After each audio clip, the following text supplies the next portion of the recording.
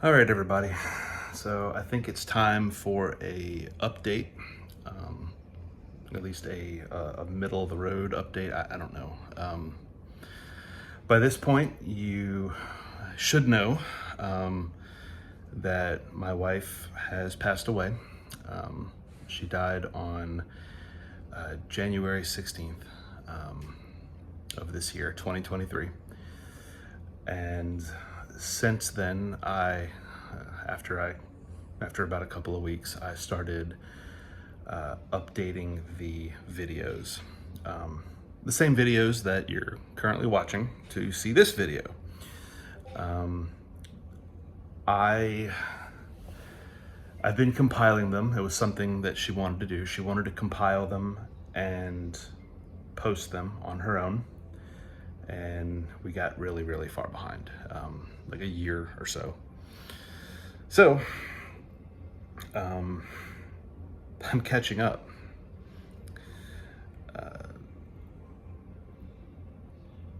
I think the big question that probably, or maybe I'm wrong in this, but a lot of people, I would assume that people would think that, why do I need to keep watching this? Why do I need to keep subjecting myself to watching this girl's story? Some of you may find it compelling. Some of you may find encouragement or upliftingment or joy from watching it. Some of you, I don't know, I couldn't imagine. But I can only assume that some of you are considering stopping. At least like, she's not really here anymore. Why keep watching? So I wanted to come on and say why.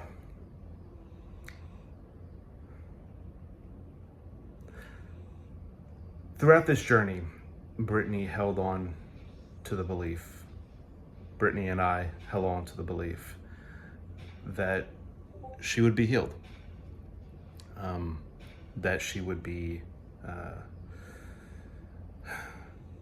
miraculously healed. And I'm telling you now, even though she has passed and moved on, we did receive healing.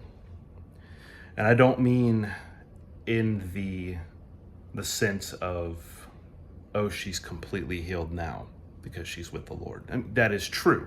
It is 100% true, and don't get me wrong.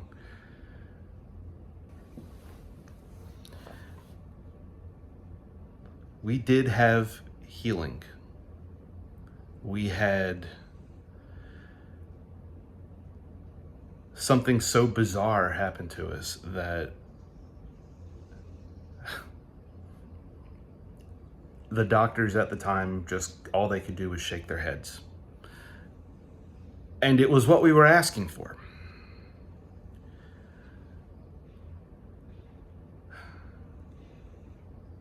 On October 10th, Brittany went into the hospital. October 10th of 2022, Brittany went into the hospital.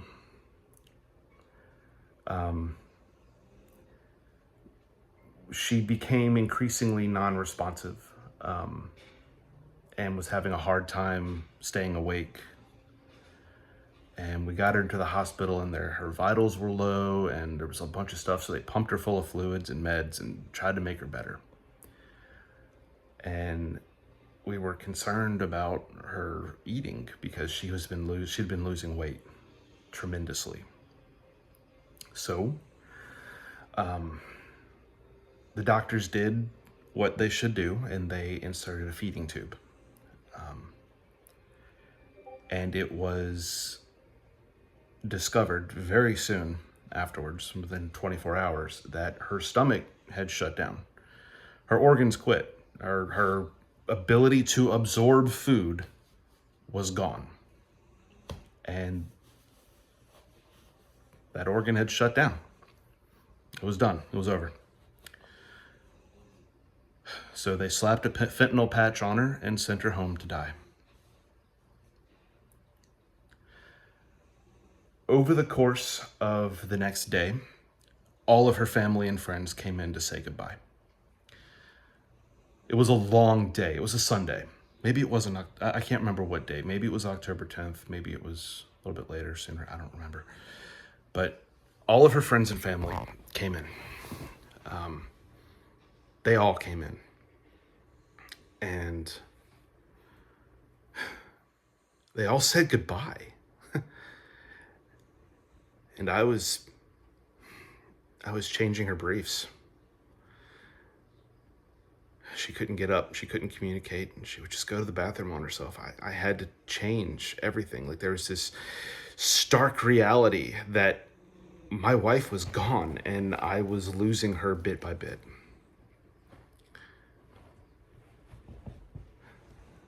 So I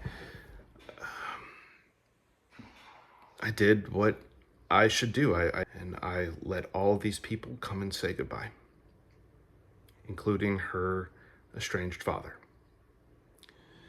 I had made the call that he deserved a chance to say goodbye, and I wasn't going to keep him from that opportunity. So I did. And the last person to see her was her mother, her sister Abby, and her other sister Lily. And they went in and they sang songs. And then I left the room to give them some alone time with her, to say their piece. About 10 minutes later, Abby comes out and says, "She kicked us out and she's asking for you." Huh? Like, my wife hasn't said 2 words since she's been home. So I go in. Up until this point, she's managed to, like, open her eyes and make sounds, maybe, like very, very faint cognition. But this is the first time that she's said anything, and she's asking for me, and she kicked them out. Okay. So I go in, and her eyes pop open, wide-eyed. She looks at me. "Darren, get these people out of my house. There are all these people here. I am tired. I am trying to rest. I cannot rest with all these people in my house. You need to get them out. Get them out now." Okay, Brittany. Yeah, I will kick them all out, and I won't let them back in until tomorrow. "No, you need to kick them out for like a week. I am tired. I am going to sleep for like a week, and then I'm going to wake up and I'm going to feel, I'll be okay. I'll be able to take this customers. I'll be able to take visitors then. But no, you need to kick them all out. Can you do that?" I'm like, "Yeah, baby, I can kick them all out for you." "Really? Can you really kick them out?"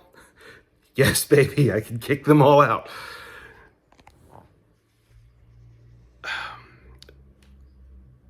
Anyway, that was surprising.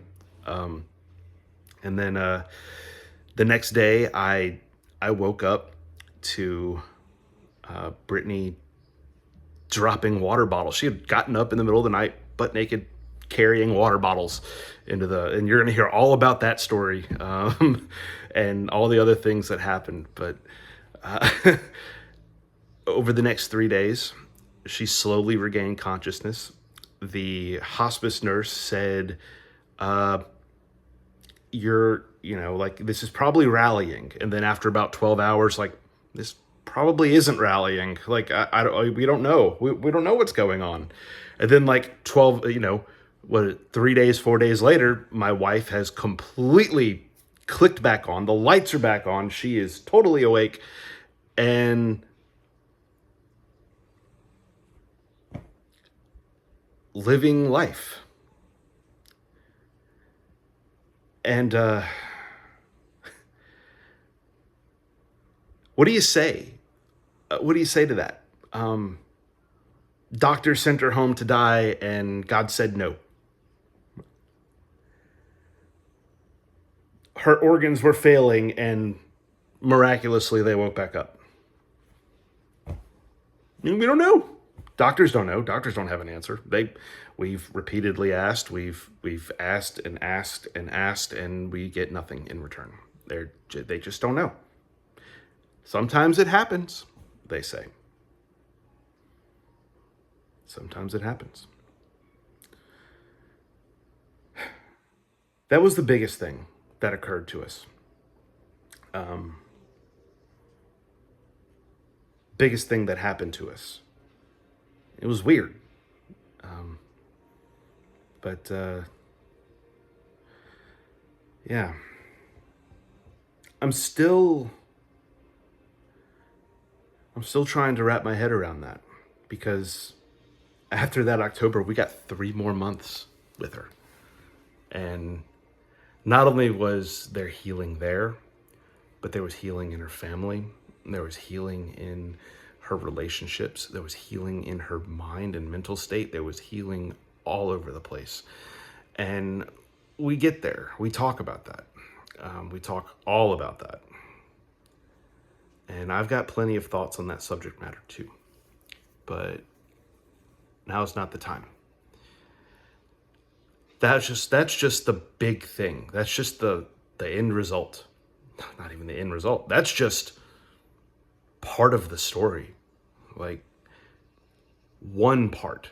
That's one time where God showed up. There are plenty others. There are a lot of others. And you'll see them. So I'm not telling you to watch for, I don't know why you would want to watch. I don't. But I will tell you that if you're thinking about stopping because Brittany's no longer here, and you don't really think that carrying on would make any sense, you should. You really should, because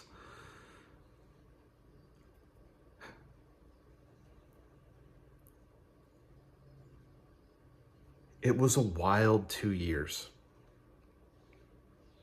It was heavy 2 years.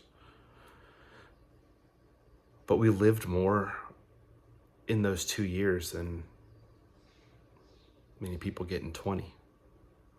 We saw things. We experienced God moving in ways that were perfect for us. And like I said, not just that one moment.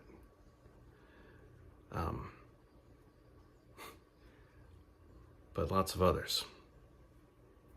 Don't even get me started on the tree incident. You'll hear all about that soon. But yeah, hang around if you can. You have a reason to stick around. You have a reason to listen and watch. And I just wanted to make that appeal. Additionally, I think I'm gonna come pop on here more regularly like this. I have some, either, I don't know. I'll do little intros or whatever the case may be. But I did want to add this to the list. And yeah, so here we are. Myers out.